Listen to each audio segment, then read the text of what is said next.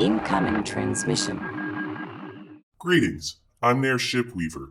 I'm what you might call an observer within a galaxy many of you are familiar with, thanks to extensive documentation by Lucasfilm in the form of movies, TV shows, books, and games. It's quite an interesting way to tell fantastical stories of my home galaxy, and there is one piece of Star Wars media that I find interesting that I'd like to discuss today. And that's Genndy Tartakovsky's take on the Clone Wars. This conflict was orchestrated between the Galactic Republic and the Confederacy of Independent Systems, aka the Separatist Alliance. It transformed the role of the Jedi Order from peacemakers to warriors and military officers. As such, there are countless stories to tell from this era, but not all of them happened, or maybe a different version of these stories happened. Lucasfilm, the current narrators of the Star Wars universe, categorize the stories into three camps. There is Canon, which are stories that they have authorized as being the events as they happened. This includes the movies, the second and more popular Clone Wars series and following shows, and any other media made in 2014 and beyond. Then there is the Legends banner, which includes books and games made before 2014 and the deep cut movies and cartoons. Anything under the Legends banner can be considered part of the universe, but as stories passed around by individuals living in the galaxy, the events in these stories may not be how they happened. The last category of stories is non-canon. These mainly include the LEGO Star Wars specials that would premiere on TV before the days of Disney Plus, where they now premiere, but also include alternate timeline stories such as the Star Wars Infinities comics. These stories take place in their own versions of the Star Wars galaxy and are thus not considered a part of canon or the galaxy's legends. Tartakovsky's Clone Wars falls under the Legends umbrella, but that doesn't mean that Tartakovsky's take on the galaxy-changing era hasn't left its mark on the galaxy far, far away. In this transmission, I'll discuss what this series was, its story, its discrepancies with the current canon, and what its legacy is today as I understand it. This series bridges between the recently released Attack the Clones and the upcoming Revenge of the Sith. There is a 3-year gap between these two movies, and unfortunately the prequel trilogy could not dive into this conflict as deeply as fans might have wanted. However, the main reason behind this series was Hasbro wanting to boost sales for their Star Wars merchandise, pitching the idea for a Clone Wars series to George Lucas. Tartakovsky headed the series at the suggestion of Cartoon Network, who was working with Lucasfilm to bring Hasbro's ideas to life. This series ran for 3 seasons, but not in the traditional sense. It started as a 2 to 3 minute segment that ran on Cartoon Network with 10 episodes each in its first 2 seasons, but for its 3rd season, Tartakovsky and his team created 12-minute long episodes, leading to its final season only having 5 episodes. But overall, it included just as much content as the first 2 seasons combined. When these shorts were released on DVD, the first 2 seasons were merged into Volume 1, with the 3rd season serving as Volume 2. This Clone Wars series' success led to it becoming the unofficial pilot for the CGI series that debuted in 2008, with the character designs resembling their appearances in Tartakovsky's series rather than their film appearances. It was considered canon until the Legends banner was created in 2014, and it was likely moved to Legends status so showrunner Dave Filoni could tell the stories he hoped to tell leading into Revenge of the Sith without being restricted on what he could do. Speaking of stories, let's dive into how the 2003 series depicted the Clone Wars. The first season mainly consists of the Battle of Munilist, in which the Republic invades the planet after receiving intel that the Separatist forces and their allies within the intergalactic banking clan have hidden battle droid factories there. Jedi Knight Obi-Wan Kenobi leads the mission on the ground, while his Padawan learner Anakin Skywalker takes charge of the space front. The battle consists of advanced recon commando troopers, also known as ARC troopers, crash landing on the planet and then continuing to fight despite the crash, Obi-Wan doing a joust against the bounty hunter Dirge, who was hired by the banking clan, and Anakin pulls off wild maneuvers and risky shots to defeat their opponents above the planet. The battle ends with the supposed second death of Dirge and the Republic emerging victorious. Dirge can easily regenerate. He quickly recovered from his arm being amputated by Kenobi earlier in the battle. While the Battle of Munilist was the main event of Season 1, it was not the only adventure the Jedi experienced. Jedi Master Kit Fisto led the charge against the Quarren, a race of aquatic aliens that rival their planetary co-inhabitants, the Mon Calamari. The Quarren have allied with the Separatists, while the Mon Calamari fight alongside the Republic. Though it seemed the Separatists would win the battle, the tides turned in favor of the Republic forces in the end. Another plot that occurs during the first season introduces the assassin Asajj Ventress, who claims to be a Sith despite not being trained by one. Separatist leader and Sith Lord Count Dooku witnesses her skills in combat before capturing her, and then offering her a position as his assassin. Dooku and his master, Darth Sidious, send her on her first mission, killing Anakin. This plot continues in the second season, beginning with Anakin chasing her ship after the Battle of Munilist comes to a close. Like Season 1, Season 2 contains 3 stories. After being teased in Season 1, we see Jedi Master Mace Windu fight in the Battle of Dantooine and be an absolute badass while doing so. During this battle, the droid army unveils their latest devastating weapon, the seismic tank. This causes shockwaves that render the clones useless in battle, but Windu continues to fight using the Force in hand-to-hand combat. When the battle is under control, Windu accepts a drink from a nearby kid who witnessed the Jedi demolish the invading droids. The next plot we see unfold this season is one where Jedi Luminara Unduli and Barriss Offee visit the Jedi Temple on the snowy planet Ilum, where Jedi find kyber crystals to use in powering their lightsabers. While at the temple, they are attacked by chameleon droids, which Jedi Master Yoda senses from afar. He convinces Republic Senator Padme Amidala, who he is flying with, to take a detour to save Luminara and Barriss. When Yoda does not return to the ship, Padme goes into the snowstorm to find him and encounters other chameleon droids. She uses her droid C-3PO as bait to defeat the chameleon droids on her own. After this, Yoda returns with the rescued Jedi.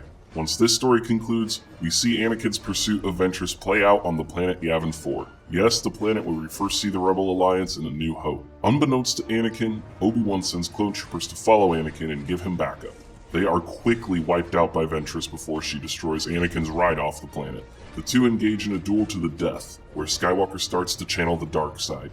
The duel ends in Ventress's defeat and possible demise. Anakin returns to Munilist, where he admits to Obi-Wan that his master was right about Ventress, baiting him into a trap. The season ends with the reveal of a key villain in Revenge of the Sith, General Grievous. He successfully kills several Jedi he confronts and injures several more.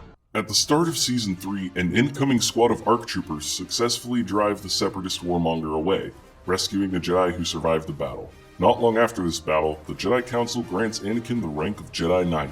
At this point, the series jumps ahead in the timeline, depicting the final months of the Clone Wars. We now see a battle-hardened Anakin take on the Separatists alongside Obi-Wan, now a Jedi Master. After a successful mission, Chancellor Palpatine and Mace send the pair to Nelvan, a planet where spies track down Grievous. While on the planet, Anakin disrupts a native's rite of passage hunt, leading the two Jedi to be escorted to the Nelvanian village. While in this village, the natives tell the Jedi how their warriors have been abducted, with Anakin responding to their call for help, although initially a bit reluctant. He goes on a personal journey while within the cave that would lead to where the warriors had been taken. Essentially, this journey entails a vision showing Anakin what he would soon become. After this vision ends, Skywalker finds the captive warriors who have been experimented on by the planet's other visitors, the separatist-aligned Techno-Union. The warriors were unrecognizable after these experiments left them severely deformed with cybernetic attachments. Anakin freed the warriors from the Techno-Union's mind control with the help of a warrior who had not yet been fully converted. The group led an uprising against the Techno-Union, driving them off the planet, but not before we witness Anakin suffocate one of the baddies with the Force despite having lost his mechanical hand. The warriors return to the village with Skywalker, leading to a bittersweet reunion with their families. Oh yes, and General Grievous was not on Navan, he was leading the droid army to assault the Republic's capital, Coruscant. While many clones and Jedi are occupied by the battle droids, Grievous tracks down the Chancellor and attempts to kidnap him. However, his Jedi escort manages to hold off the General for a time. Despite their best efforts against Grievous and his Magna Guards, the Jedi lose to Grievous, who takes the Chancellor hostage. Mace manages to track down Grievous before he takes the Chancellor off-world, but he is too late. However, he gives Grievous a pretty significant injury before the General takes off to rejoin the droid military in space. This season ends with Anakin and Obi-Wan being summoned back to Coruscant to rescue Palpatine from the Separatist military. As mentioned earlier, this series was once considered a part of the Star Wars canon. However, it is now a part of the Legends continuity. But could it be reintegrated into the canon? Only partially. The biggest contradictions to canon include Anakin's first encounter with Ventress and the events leading to the Jedi summoning Skywalker and Kenobi back to Coruscant. In the book Brotherhood, the first duel between Anakin and Ventress takes place due to an investigation into a bombing on the planet of Cato Neimoidia. It takes place not long after the Attack of the Clones and before the events of the 2008 series. The second discrepancy with canon takes place during the 7th season of the aforementioned series, as well as the novel Ahsoka, when Anakin is preparing his troops to be deployed to the planet Mandalore. This planet is where his former Padawan Ahsoka Tano fought alongside the Mandalorians, who did not stand for the takeover of their planet by former Sith Maul. Just before they leave, Obi-Wan alerts Anakin and Ahsoka that Coruscant has been attacked and that Grievous is in pursuit of the Chancellor. Yeah, that's pretty different from how it went in Tartakovsky's series. One other minor continuity error is that Anakin is knighted in the second year of the Clone Wars in the 2003 series, while he is knighted in the first year of the Clone Wars in the current continuity, albeit off-screen. But what remains a part of the canon continuity? Well, several things. First, Mace Windu's battle against the battle droids and the seismic tanks is practically canon, as it was first referenced in canon in the 2008 series episode Brain Invaders, and later in, ironically enough, the Brotherhood novel. It also appeared in a flashback in the third issue of the Star Wars Obi-Wan comic series. Another event that appeared via flashback in the same issue was the Battle of Hypori, the event where Grievous decimated the Jedi at the end of 2003's first volume. The Republic cruiser wreckage seen in this battle is mentioned in Catalyst, a Rogue One novel, when Director Krennic takes up shop designing and making weapons for the Galactic Empire on the planet. It is also indirectly mentioned in Brotherhood, nodding to Ki-Adi-Mundi recovering from a recent encounter with the General. Some minor details are mentioned in canon as well, specifically Shaak-Ti going to the Chancellor's aid during the Battle of Coruscant, the existence of Nilvanians in the universe, the Battle of Mutilist, and Jedi Master Roran Karab assisting Shaak-Ti and the Chancellor.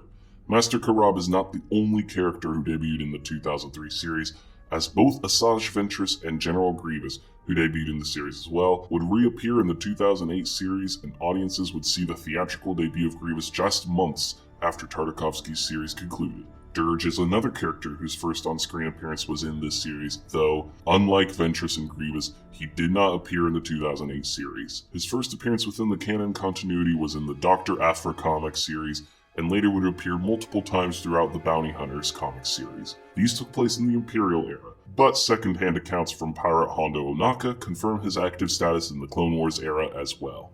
These characters first being seen on screen in Tartakovsky's series is but one aspect of its legacy, and references to it within written pieces of the current continuity show that the creative team behind these projects care about this micro-series, like many fans of the Star Wars saga.